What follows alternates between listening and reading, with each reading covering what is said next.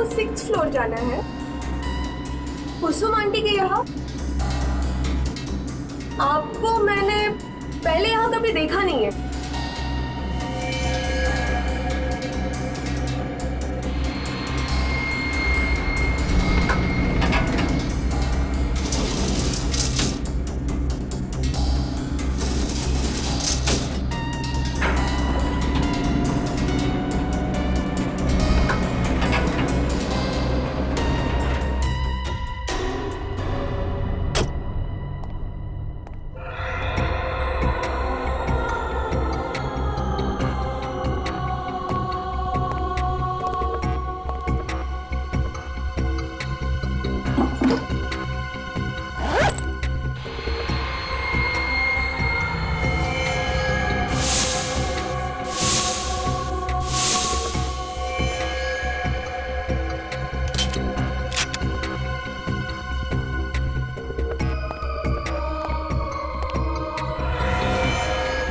ऐसे धोखा नहीं दे सकती सोनम। प्यार किया है मैंने तुमसे, परिवार को छोड़ा है मैंने तुम्हारे लिए। मैं मजबूर हूँ नवीन, प्लीज मुझे समझो। क्या समझूं? ये एक बेवफा से मैं वफा की उम्मीद कर बैठा। तुम्हारी जिंदगी नर्क बना दूंगा मैं सोनम, चैन से नहीं जीने दूंगा मैं तुम्हें। काट काट। अरे नवीन क्या कर रहा है यार? कोई अपनी महबूबा से इस तरह गुस्से में बात करता है क्या? उसने मुझे धोखा दिया है तो गुस्सा तो आएगा ना? आएगा, पर गुस्से के भी टाइप्स होते हैं ना यार। तू उससे प्यार करता है, तुझे दर्द हुआ है, पर तेरे गुस्से में भी वो प्यार दिखना चाहिए, तेरे आंखों में वो नमी दिखनी चाहिए। यार तुझे बड़ा एक्सपीरियंस है, तू क्यों नहीं कर देता आके? देख नवीन, ताने मत मार, मैं डायरेक्टर हूँ, तो फिर एक्टर भी बन जा। देख तू ना मुझसे भी। यार बस करो, यहाँ पर काम करने आओ या झगड़ा करने आयो? देख मैं तो मेरा काम ही कर रहा हूँ, ये नवीन है जो टेढ़ी मेढ़ी बातें कर रहा है। लगता है पैकअप होने वाला है यार। अगर तू मुझे इतने सालों बाद एक्टिंग सिखाएगा तो मुझे बुरा नहीं लगेगा क्या? ए राहुल, अरे इधर आओ। क्या हुआ यार? ये देख।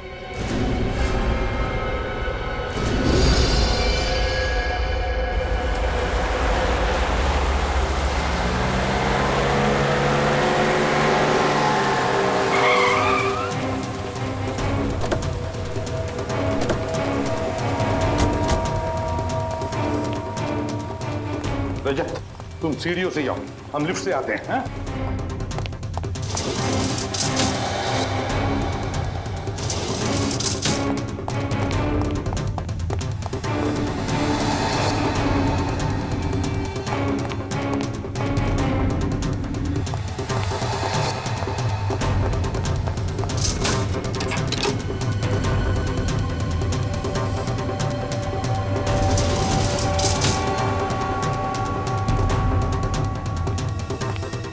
दरवाजा तो बंद है। खोलो, ट्राई करो। रजत, खोलो जरा और होशियारी से, अंदर पता नहीं चलना चाहिए।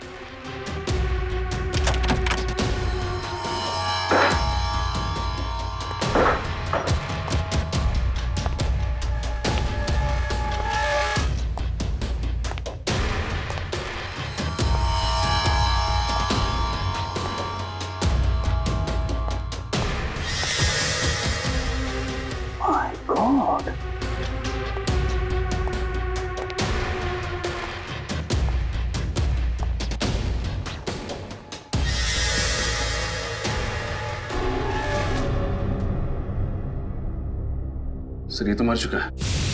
कल कोई किसी ने मार दिया सर, लेकिन जब मेन डोर अंदर से बंद था तो खूनी घर में घुसा कैसे?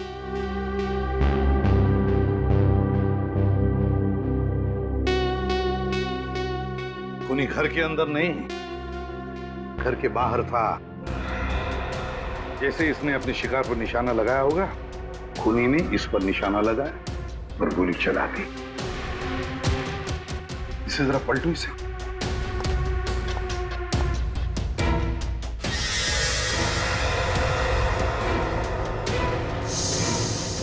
गोली तो आर पार हो गई। अगर गोली आर पार हुई है तो गोली कमरे के अंदर ही होनी चाहिए।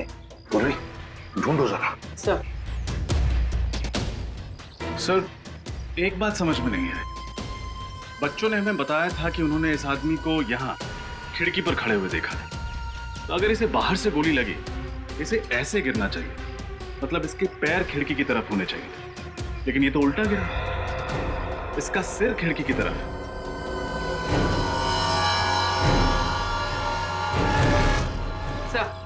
सर बुलेट कहीं नहीं मिली। अच्छा, कमरे के अंदर बुलेट नहीं मिली, ये आदमी उल्टा पड़ा है। समझ में नहीं आता ये सारा चक्कर है क्या? सर, इसकी जेब में ये 2 बुलेट और कुछ पैसे मिले। कोई आईडी वगैरह, कोई नाम पता नहीं मिला। ऐसा आदमी अपनी जान पहचान लेकर थोड़ी घूमेगा रजत। पर सर यहाँ ये मारने कैसे आया होगा? यहाँ खड़े होके इसी बिल्डिंग के किसी आदमी को तो मारेगा नहीं। जरूर किसी ऐसे आदमी को मारने आया होगा जो सामने रास्ते पे खड़ा हो, या फिर वहां आने वाला होगा।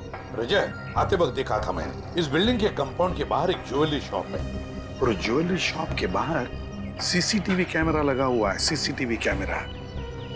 पूर्वी, उस सीसीटीवी कैमरा का फुटेज लेकर आओ, और बिल्डिंग के वॉचमैन को भी ऊपर भेज दो। सर क्या सोच रहे हो रजत? तो सामने इतनी सारी बिल्डिंग्स हैं, इतने सारे फ्लैट्स हैं, हमें पता कैसे चलेगा कि गोली कहां से चलाई गई? पता चल सकता है रजत। जिस एंगल से गोली इस आदमी के शरीर में घुसी है, उस एंगल से पता चलेगा कि गोली चली कहां से है। गोली चली कहां से है। बॉडी को फॉरेंसिक लैब भेज दो, सब पता चल जाएगा। हाँ सर, कुछ पता चला? अभिजीत, गोली तो इसे सामने से ही लगी है। सर ये हमें मालूम है, कुछ और बता सकते हो? गोली कहाँ से चली है, किस एंगल से चली है, ये बता सकते हैं आप? मैं तुम्हें दिखा सकता हूँ। हाँ,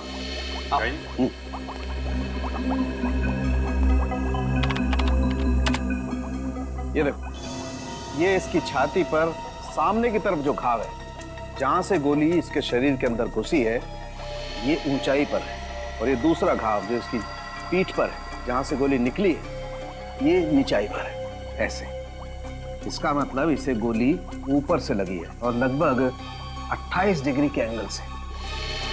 इसका मतलब या तो जिसने गोली चलाई है वो ऊंचाई पर था, या फिर कोई 10 फीट का आदमी था। 10 फुट लंबा। बेटी, तुमने आज तक किसी 10 फीट के आदमी को देखा है?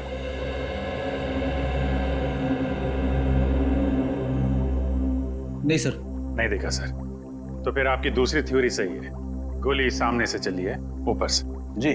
और सर, जिसने भी ये गोली चलाई है वो भी कोई प्रोफेशनल किलर है, क्योंकि इतनी दूरी से इतना एक्यूरेट, इतना सही निशाना लगा पाना किसी आम आदमी के बस की बात तो हो नहीं सकती। फिर भी रजत, एक बात अभी भी घूम गई है। इस आदमी को अगर सामने से गोली मारी गई है, तो ये आदमी खिड़की से गोली लगने के बाद ऐसे गिरता, मतलब खिड़की की तरफ इसका पैर होता और सर दरवाजे की तरफ। मगर हमें इसकी लाश जब मिली तो इसका सर खिड़की की तरफ था और पैर दरवाजे की तरफ। कैसे हुआ होगा? सारुके साहब, इसके फिंगरप्रिंट से कुछ पता चला कि ये आदमी कौन है? नहीं, वो पता नहीं लगा, क्योंकि इसके फिंगरप्रिंट्स हमारे क्रिमिनल डाटाबेस में किसी के साथ मैच ही नहीं होते। अगर इस निशानेबाज का पता नहीं चल रहा है, तो फिर हमें यह पता लगाना पड़ेगा कि ये वहां पे निशाना किसे बनाने आया था। सर, उस वक्त सड़क पे बहुत सारे लोग थे, और इतने सारे लोगों के बीच में इस आदमी का निशाना कौन था, कैसे पता चलेगा? रेडी, फिर भी पता तो लगाना पड़ेगा ना। सर, हमें ये पता चल चुका है कि ये राइफल किसी के नाम रजिस्टर्ड नहीं है, इसका कोई लाइसेंस नहीं है। इल्लीगल गन, ये तो पहले से ही शक था। सर, मैं एक ऐसे आदमी को जानता हूँ जो उन सभी आदमियों को जानता है जो ऐसे इल्लीगल हथियारों में डील करते हैं। ठीक है, मिलो उससे और पता लगाओ कि ये गन किसने बेची और किसने खरीदी। सर, फिर से उस बिल्डिंग में जाना पड़ेगा।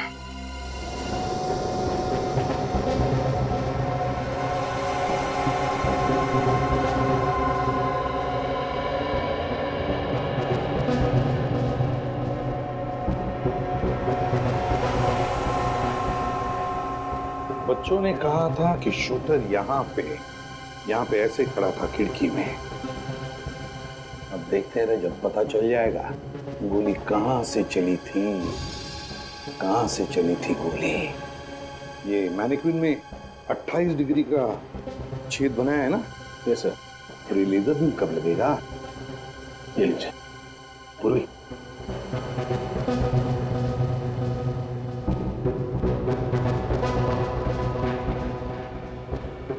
बहुत दूर है, कुछ दिख नहीं रहा है यहां से। एक मिनट, देखते हैं।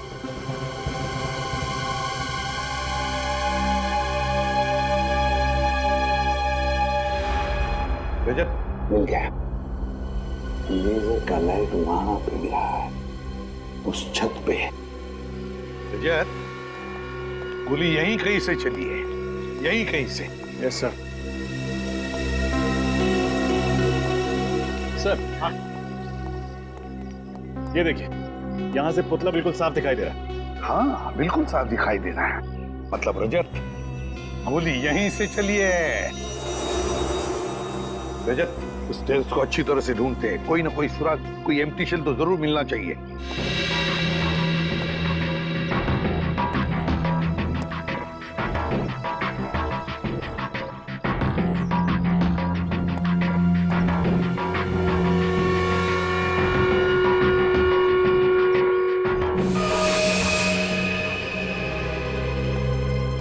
सर, हाँ, बुलेट शेल तो नहीं मिला, लेकिन ये पानी की बोतल और ये खाने का पैकेट मिला है। खूनी का हो सकता है, यहाँ बैठकर इंतजार कर रहा होगा। सर ये इस बिल्डिंग का वॉचमैन। नमस्ते साहब। नमस्ते। ये बताओ, क्या छत पर तुमने किसी को आते हुए देखा, बड़ी सी बैग लेकर? नहीं साहब। तो फिर ये खाने की चीज और पानी की बोतल कहाँ से आई? साहब ये मेरा ही है। कल मेरा नाइट का ड्यूटी था और आज दोपहर का भी ड्यूटी है, इसलिए मैं घर नहीं गया था साहब, यहीं पर आकर सो गया था। तुम नीचे कब गए? साहब यही कोई 10 मिनट पहले। मतलब कि सुबह से लेकर 10 मिनट पहले तक तुम छत पर ही थे? हाँ साहब। अच्छा, और तुमने किसी को भी छत पर आते हुए नहीं देखा? रजत, रजत, कोई शक नहीं, गोली कमरे के अंदर से ही चली है। अच्छा सर, लेकिन आपको ऐसा क्यों लगता है? रजत सोचो जरा, अगर गोली बाहर से, मेरा मतलब है छत से चली होती, तो ये शूटर ऐसे गिरता, मेरा मतलब है सिर दरवाजे की तरफ होता और इसके पैर खिड़की की तरफ। लेकिन हमें ये कैसे मिला? इसके पैर थे दरवाजे की तरफ और सिर था खिड़की की तरफ। मतलब है गोली कमरे के अंदर से ही चली है। यस सर, तभी तो घर के अंदर कोई बुलेट नहीं मिली। गोली उसके सीने में लगी, उसकी पीठ से निकली, खिड़की से बाहर चली गई। एग्जैक्टली। शायद किसी वजह से ये ऐसे मुड़ा होगा और बस उसी वक्त गोली चली। सर जब हम इस फ्लैट में आए तो दरवाजा अंदर से बंद था। सर अगर गोली अंदर से चली है तो फिर चली कहाँ से? वही तो, ये खूनी छुपा कहाँ होगा? छुपा कहाँ होगा? रजत, काम करो, तो इस मैनिक्विन को घुमाओ, ऐसे घुमाओ उल्टा। सर, पता चल जाएगा गोली चली कहाँ से थी और खूनी छुपा कहाँ था। अब ये जो तुम्हारा लेजर का बीम है, वो छोड़ो उसमें से।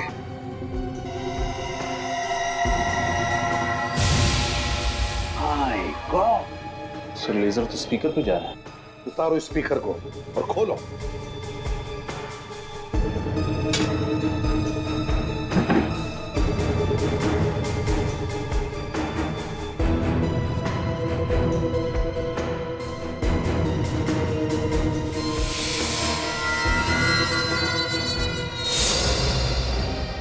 सर, इसमें तो गन है।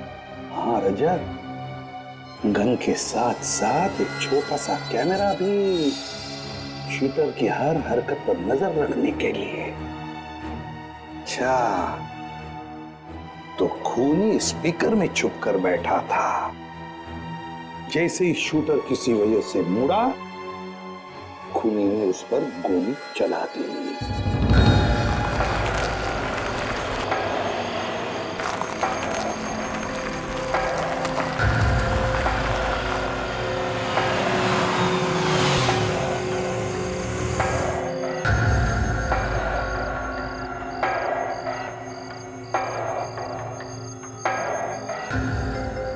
इस महेश का पूरा नाम महेश गद्दार है। गद्दार कुछ भी गड़बड़ करे तोड़ा देने से। आप फिक्र मत करो बॉस, मेरी नजर और मेरा निशाना दोनों महेश पे रहेगा।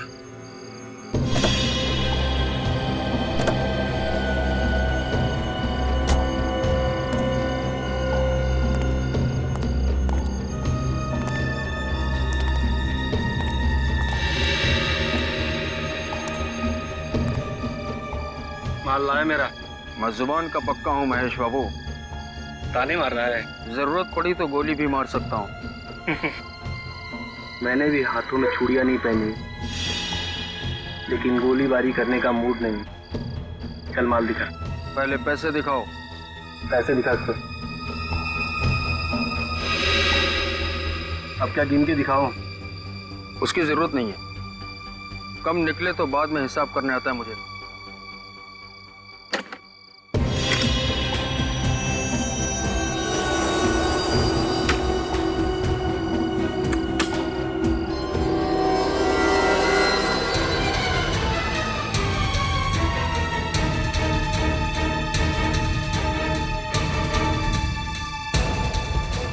क्यों केवल जी?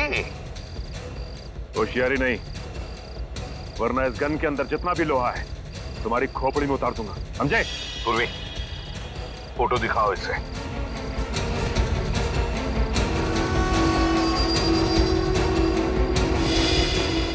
कौन है ये? जानते हो कौन है ये? नहीं सर, मैं से नहीं जानता। मैं पहली बार देख रहा हूँ सर। अच्छा, पहली बार देख रहे हो। और ये गन? गन तो पहचानते होंगे, है? नहीं? देख केवल, आखिरी बार पूछ रहा हूं मैं, कौन है ये? सर ये आदमी भिकू है। भिकू? हाँ सर, 3 महीने पहले ये मुझे मिला था। अच्छा, तब मैंने इसको ये गन बेची थी सर। और बताओ इसके बारे में। सर, इसने मुझे खुद कांटेक्ट किया था और उसके बाद फिर मैं इससे कभी नहीं मिला। पहली और आखिरी बार मिला था सर। अच्छा, पहली बार मिला और तुमने गन बेच दी इसे? ना जान ना पहचान, गन बेच दी? हाँ? कहाँ रहता है ये भिकू?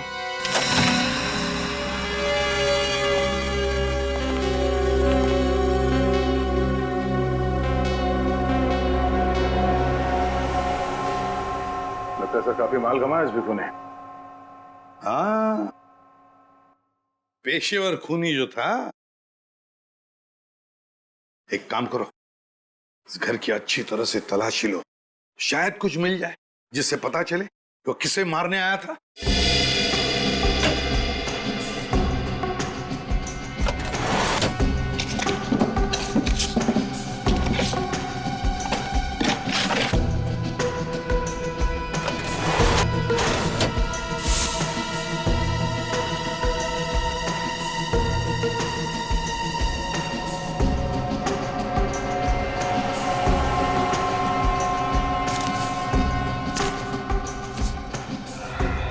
सर, सर ये अलग से 4 नंबर्स लिखे। सर भिकू ने ये 4 नंबर इस डायरी में क्यों लिखे होंगे? नहीं तो इससे पहले कि देर हो जाए पता लगाना पड़ेगा ये चारों नंबर किसके हैं। शायद भिकू इन्हें मारना चाहता था। ये रिग देख के तो ऐसा लगता है कि खूनी ने खुद अपने हाथों से ही फिट किया है। हाँ सर, और ये गन पे छोटा मोटा कैमरा लगा हुआ है। रेडी, इसी कैमरे से तो वो देख रहा था कि गन के सामने कौन आ रहा है। और ये रिग रिमोट से ऑपरेट होता है, जिसके जरिए इस गन को ऊपर नीचे, ये देखिए, दाएं बाएं में घुमाया जा सकता है। बात साफ है, खूनी कहीं दूर बैठा था और दूर से ही उसने भिकू का शिकार किया। मगर खूनी उस फ्लैट में घुसा कैसे? ये रिग वगैरह लगाने में तो काफी टाइम लगा होगा। किसी ने देखा कैसे नहीं उसे? बिल्डिंग के वॉचमैन से भी पूछा, उसे भी कुछ नहीं मालूम। और सर बीडिंग के मेन गेट पर जो सीसीटीवी कैमरा फिट है उसकी पूरी फुटेज चेक की, लेकिन कोई भी ऐसा आदमी नहीं दिखा जिस पर शक किया जाए। कहीं वो फेस बदल के तो नहीं आया? इलेक्ट्रिशियन, दूध वाला, पेपर वाला, फेस बदल के अंदर आया, ये रिग फिट किया और निकल गया। किसी को शक भी नहीं हुआ। कुछ पता चला भीकू को कॉन्ट्रैक्ट किसने दिया था खून करने का? सर भीकू के घर से जो डायरी मिली है उसमें 4 लोगों के फोन नंबर्स मिले। कौन है ये लोग? सर नाम है मनीष, रितेश, विक्रांत और हितान। चारों बिजनेस पार्टनर्स थे। किस चीज का बिजनेस है इनका? सिक्योरिटी इक्विपमेंट का सर। ये लोग सिक्योरिटी एजेंसीज और प्राइवेट बिल्डर्स को इक्विपमेंट सप्लाई करते थे। लेकिन सर इस तरीके का बिजनेस करने वाले इन लोगों के फोन नंबर्स एक कॉन्ट्रैक्ट किलर के पास कैसे? या तो इन चारों ने किसी की सुपारी दी होगी या फिर किसी ने इन चारों की सुपारी दी होगी भीकू को। सर एक और बात पता चली। इन चारों में से एक पार्टनर मनीष 1 महीने पहले ही उसका खून हुआ। कैसे खून हुआ इस मनीष का? सर मनीष एक कॉफी शॉप में बैठा हुआ था जब किसी ने उस पर गोली चलाई। पुलिस रिकॉर्ड्स के मुताबिक 9 mm की स्नाइपर राइफल की गोली थी।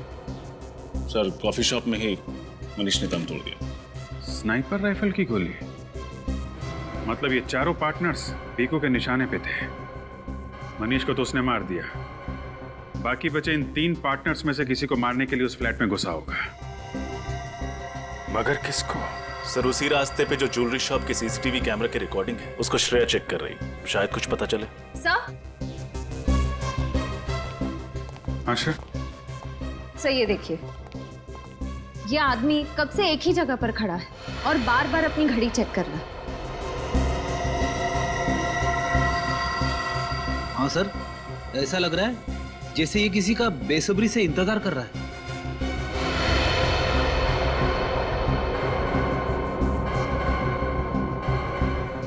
है कौन ये आदमी? जरा जूम करो।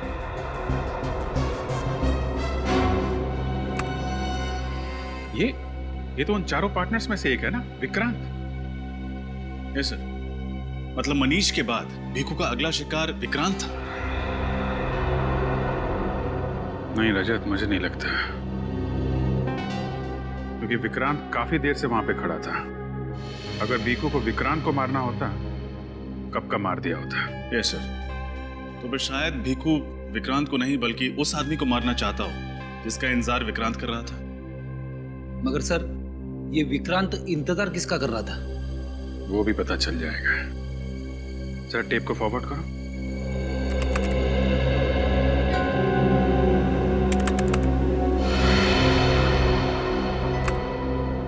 रितेश,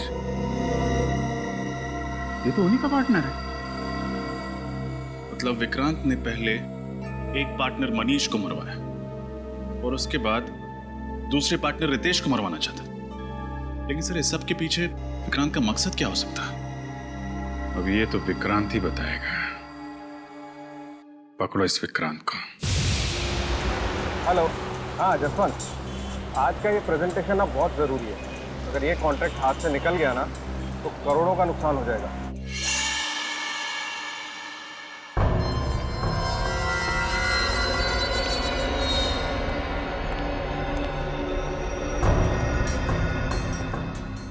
मैं ऑफिस पहुंच रहा हूँ, बस गाड़ी पार्क करके मैं ऊपर आता हूँ।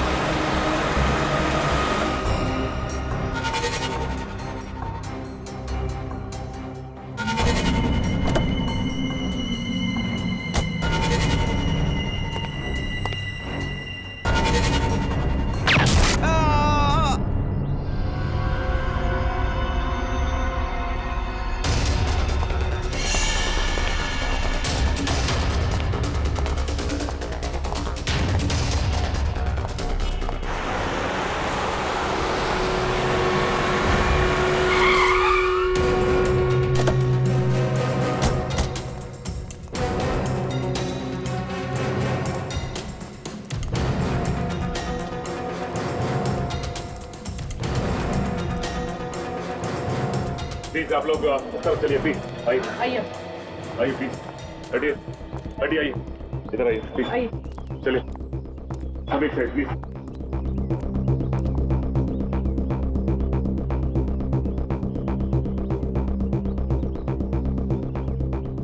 जरा पलटाओ पलटाओ इसे।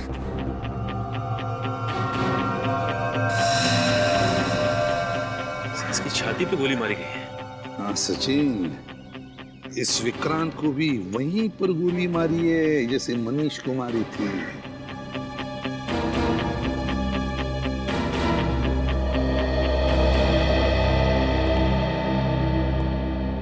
एक बात बताओ, किसी ने कुछ देखा? क्या हुआ ये? सर मैंने देखा था। सर विक्रांत सर जैसे ही गाड़ी से उतरकर ऑफिस की तरफ जाने लगे तो गोली लगी और यहाँ गिर गए। अच्छा, किसने गोली चलाई देखा तुम लोगों ने? आपने किसी को भी यहाँ से बड़ा सा बैग लेके जाते हुए या लेके आते हुए देखा क्या? नहीं सर। अच्छा चलो, गोली चलने की तो आवाज सुनी होगी किसी ने? नहीं सर। अरे नहीं? अच्छा, विक्रांत का ऑफिस कहाँ पर है? उस तरफ है विक्रांत जी का ऑफिस।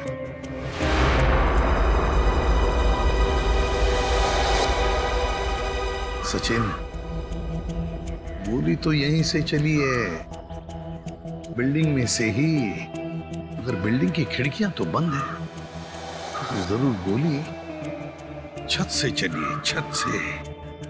लगता है उसी आदमी का काम है, उसी खूनी का जिसने मनीष को मारा है।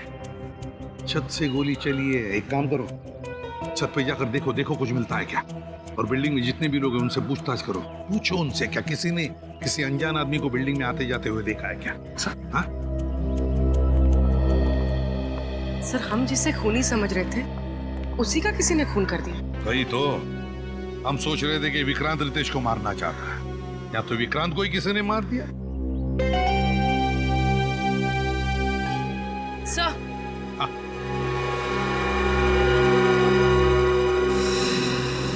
सर ये देखिए, ये फोन शायद इस विक्रांत का है। देखो इसने आखिरी बार किससे बात की थी? हाँ सर इसने आखिरी बार किसी जसवंत से बात की थी। जसवंत? जसवंत तो विक्रांत का मैनेजर है। ये क्या हो रहा है सर? इन चारों पार्टनर्स के एक के बाद एक खून हो रहा है। एक बात बताओ जसवंत, विक्रांत इस वक्त ऑफिस में आने वाला था, ये और किस किस को पता था? वो तो हर रोज 10 बजे आते हैं सर, ये तो सारे स्टाफ को पता है। आखिरी बार तुम्हारी बात हुई थी विक्रांत के साथ? जी सर। क्या बात हुई थी? सर वो तो एक प्रेजेंटेशन के बारे में बात कर रहे थे। प्रेजेंटेशन? और कुछ नहीं? जी सर। किसी पर शक है तुम्हें? किसने किया होगा ये? ऐसा कौन हो सकता है सर? मैं किस पे शक करूं जिसने मेरे पार्टनर विक्रांत को मार दिया? सिर्फ विक्रांत ही नहीं, कोई ऐसा आदमी है जो तुम चारों का दुश्मन है। क्या? हाँ, वो तुम चारों को खत्म करना चाहता है। लेकिन सर मेरी तो ये समझ में नहीं आ रहा है कि हम चारों ने उसका क्या बिगाड़ा है। वो हमें क्यों मारना चाहता है? कल तुम और विक्रांत एक बिल्डिंग के नीचे मिलने वाले थे, है ना? हाँ सर। वहां भिकू नाम का एक शूटर तुम्हें निशाना बनाने वाला था, तुम्हें, मगर किसी ने उसे ही मार दिया। क्या भिकू मुझे मारना चाहता था? हाँ, हमें लगा था कि सबके पीछे विक्रांत का हाथ है और उसी ने भिकू को तुम्हें मारने का कॉन्ट्रैक्ट दिया था। नहीं नहीं सर, ऐसा नहीं हो सकता। विक्रांत मेरा पार्टनर ही नहीं था, मेरा एक अच्छा दोस्त भी था। आपका चौथा पार्टनर मिस्टर हितांक फिलहाल कहाँ पर है? वो तो पिछले 1 महीने से शहर से बाहर गया हुआ है। उसके पिताजी की तबीयत खराब है। कब आने वाला है? उसने कहा तो था कि वो जल्द से जल्द लौटने की कोशिश करेगा। कुछ दिन पहले तुम्हारा एक्सीडेंट हुआ था, है ना? जी हाँ सर। क्या क्या हुआ था? 5 मई को मैं अपनी बीवी और बच्चे के साथ एक पार्टी से वापस लौट रहा था। गाड़ी का टायर बीच में ही फट गया और एक्सीडेंट हो गया।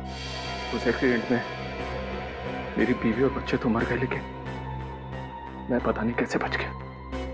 ये अचानक टायर फटा कैसे? दरअसल मेरी गाड़ी पर किसी ने गोली चलाई थी। वो गोली गाड़ी के टायर पर लगी और टायर फट गया। गाड़ी बहुत स्पीड में थी और मैं उसे कंट्रोल नहीं कर पाया, बस। अच्छा, क्या तुम्हारा कोई दुश्मन है? मेरा मतलब है कोई बिजनेस राइवल? नहीं नहीं सर, मैं जानता हूँ कि बिजनेस में कॉम्पिटिटर्स होते हैं, राइवल्स होते हैं। मुझे नहीं लगता कि हमारा कोई दुश्मन होगा। सर, हाँ, बिल्डिंग की छत पे से मुझे ये बुलेट का शेल मिला है। 9 mm shell, long range rifle का शेल ही है। सर फिर तो एक बात पक्की है कि खूनी ने विक्रांत पर छत से ही गोली चलाई है। हाँ पूर्वी, हमारा शक सही निकला। जिसने मनीष पर गोली चलाई उसी ने विक्रांत को भी मारा है, उसी ने विक्रांत पर गोली चलाई है। सचिन, उन्हीं को किसी ने आते जाते देखा बिल्डिंग में? सर मैंने सारे ऑफिसेज में चेक किया, लेकिन किसी ने भी उसे नहीं देखा है। पर सर ऐसे कैसे हो सकता है?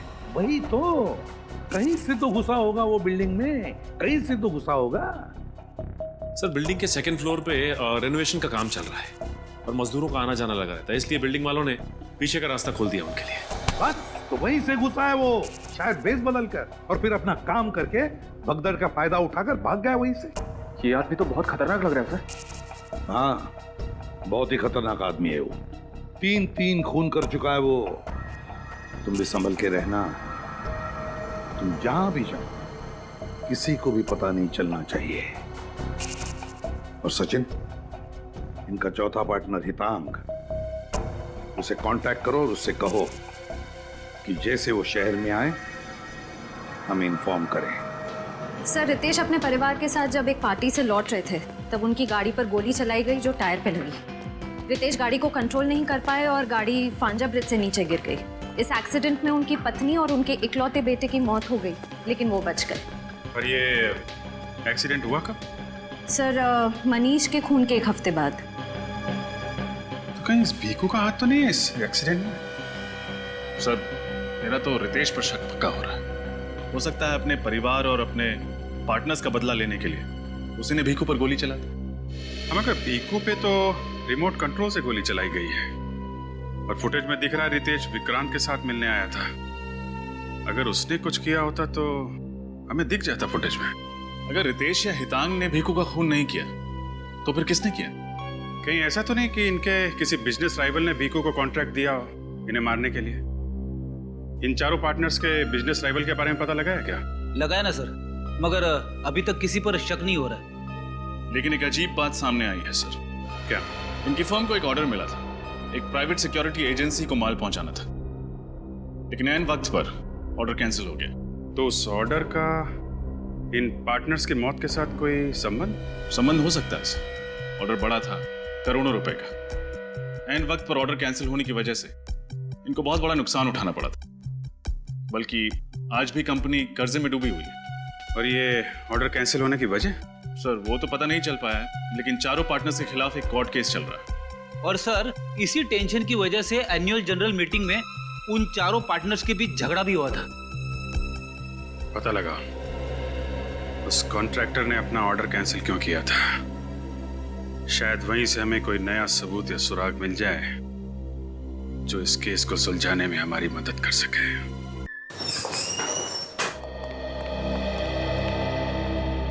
सीआईडी, आपसे कुछ सवाल पूछने।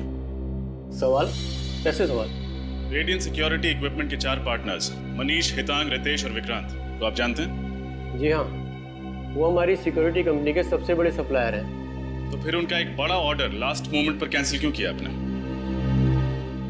इसलिए कर दिया कि उनके क्वालिटीज एकदम घटिया और दाम एकदम ऊंचे थे। आपकी एजेंसी ने उनकी कंपनी के खिलाफ कानूनी कार्रवाई भी शुरू कर दी थी। वो क्यों? और मैं क्या करता? देखिए, शहर के वीवीआईपीज, बड़े बड़े सेलिब्रिटीज हमारे क्लाइंट हैं। हम प्राइवेट बैंक्स को भी सर्विस प्रोवाइड कराते हैं और इस घटिया क्वालिटी की वजह से हमारे कुछ क्लाइंट्स राइवल्स के पास चले गए और कुछ लोगों की तो मौत हो गई। ओह, यानी कि बात सिर्फ ऑर्डर कैंसिल करने तक नहीं है, बात बहुत आगे बढ़ चुकी है। जी हाँ, हमने इनके खिलाफ कोर्ट में केस दर्ज कर दिया है। इन चारों की लापरवाही और लालच की वजह से ये लोग मरे, हमारी वजह से नहीं। और अगर हम कोर्ट में केस जीत जाते हैं तो ये चारों के चारों जेल में सड़ेंगे। सर, ये मामला तो और भी संगीन होता जा रहा है। शायद इसी वजह से कोई है जो चारों पार्टनर्स को मारना चाहता है। अच्छा, कोई और है जिसको ये करोड़ों का ऑर्डर कैंसिल होने से घाटा हो सकता हो, जिसको इतना नुकसान हुआ हो कि वो चारों पार्टनर्स को नुकसान पहुंचाने की सोचे? रेडियंट कंपनी को फाइनेंस 2 ही लोग कर रहे थे, हर्षद और शांतनु, और ये डील कैंसिल हो जाने से उन्हें करोड़ों रुपए का नुकसान हुआ था। फिलहाल तो शक की सुई इन 2 फाइनेंसियर्स हर्षद और शांतनु पर आकर अटक गई है। हो सकता है गुस्से में आकर उन दोनों ने इन चारों पार्टनर्स को मारने का प्लान बना लिया। श्रेया, इन दोनों फाइनेंसियर्स के बारे में सारी इंफॉर्मेशन निकालो। हेलो, हाँ बोलो। क्या? ठीक है। क्या हुआ सर? चौथा पार्टनर हितांग शहर में वापस आ गया है और उसने एयरपोर्ट के पास एक होटल में चेक इन किया है। इससे पहले कि वो शातिर खूनी उस पर जानलेवा हमला करे, उसको रोकना होगा।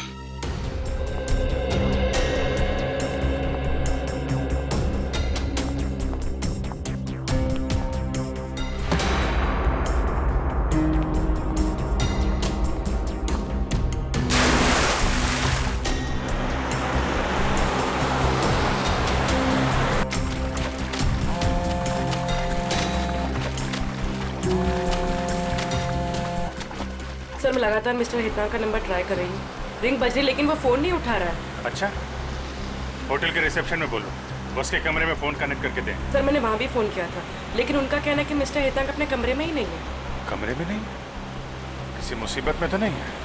कोई अनहोनी हो जाए उसके पहले हमें वहाँ पहुँचना पड़ेगा।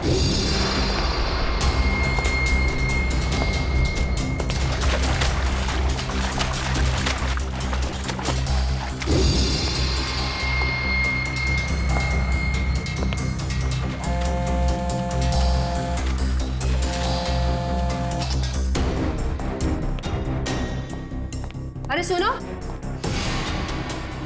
हाउसकीपिंग का सारा स्टाफ कहाँ है? मैं कब से उन्हें ढूंढ रही हूँ। मुझे मन्नू से बात करनी है। मैं तुमसे बात कर रही हूँ। क्या नाम है तुम्हारा?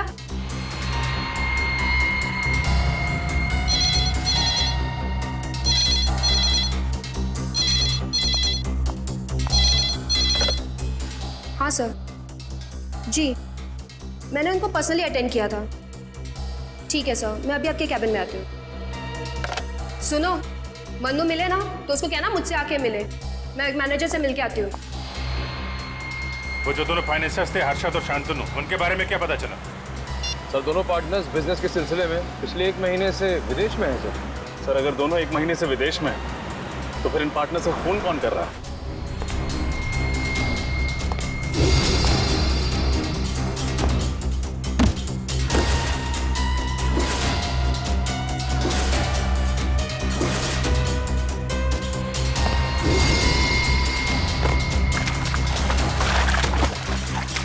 सर इस बिजनेस डील में 4 पार्टनर्स और 2 फाइनेंसर्स। हम शक किस पर करें?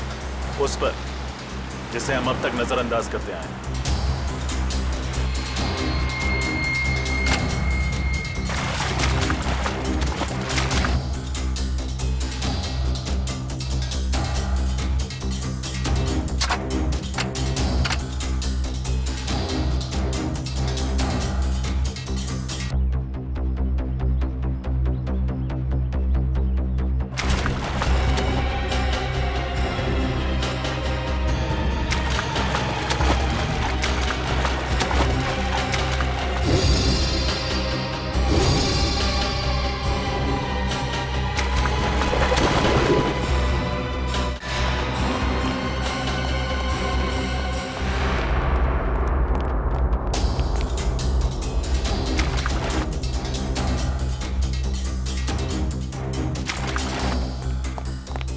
आपके गेस्ट मिस्टर हितांग इस वक्त कहाँ हैं?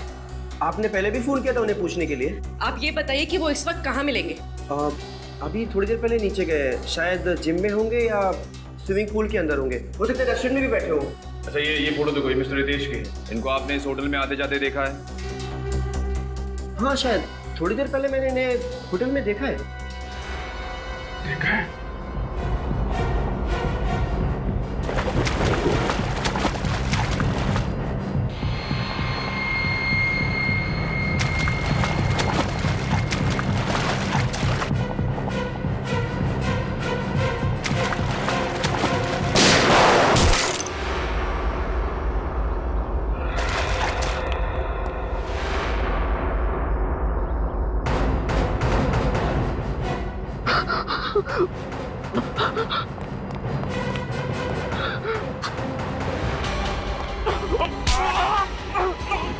नहीं छोड़ूंगा मैं तुम्हें, नहीं छोड़ूंगा। अभी भी जान बाकी है। हाँ सर, हाँ मैंने ही सबको मार दिया। क्यों? वो तो तुम्हारे बिजनेस पार्टनर थे ना, दोस्त थे तुम्हारे। दोस्त नहीं थे सर, ये लोग गद्दार थे। मेरी वजह से इन लोगों को लाखों करोड़ों का कॉन्ट्रैक्ट मिला, मगर इन लोगों ने मार्केट में हल्की क्वालिटी का जाली माल बेचना शुरू कर दिया। तो तुम पुलिस में रिपोर्ट लिखवा सकते थे। हाँ, जब तक मुझे पता चलता तब तक बहुत देर हो गई थी।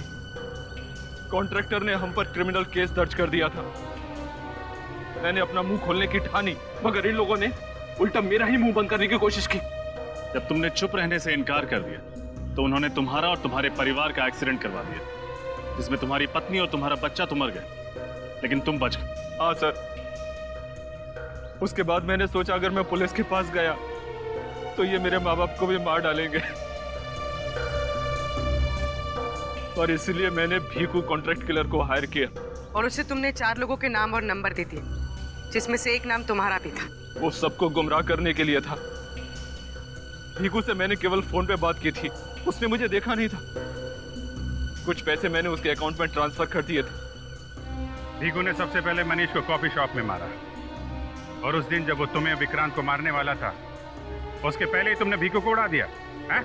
जिस फ्लैट से मैंने भीखू को विक्रांत और रितेश यानी मुझ पर गोली चलाने के लिए कहा था, वो फ्लैट मेरा नहीं था, वो फ्लैट मेरे दोस्त का था। मैं उस बिल्डिंग में इसी का मैकेनिक बनकर दाखिल हुआ, और इसलिए मुझे कोई पहचान नहीं पाया।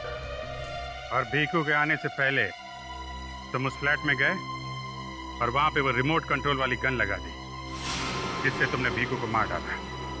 तुमने भीखू को बलि का बकरा बनाया ताकि लोगों को लगे कि तुम भी उसका टारगेट थे, और उसके बाद मैंने विक्रांत को खुद ही खत्म कर दिया। और अगर आज आप लोग टाइम पर नहीं आते ना सर, तो मैं इस हितांग को भी गोली मार देता। बदले की आग ने तुम्हें खुद मुजरिम बना दिया है। इस हितांग को तो उसके किए की सजा मिलेगी, लेकिन 3-3 खून करने के जुर्म में तुम्हें सिर्फ फांसी होगी। फांसी।